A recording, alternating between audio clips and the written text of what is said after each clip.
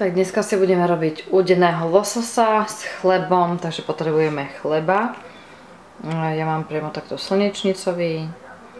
Na to natrhame maslo. Natrháme kúsky lososa. Pokvapkáme citrónom a dáme ešte kopor.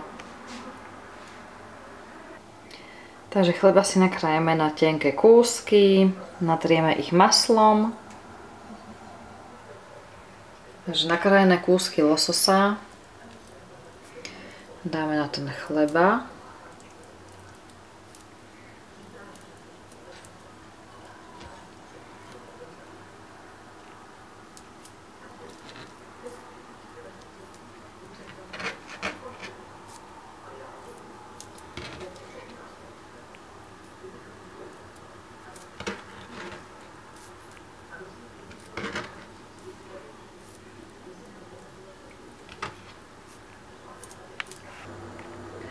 Takže losos máme takto naukladaný krásne na chlebe. Teraz vymačkaný citrón. Dáme trošku na každý jeden chleba.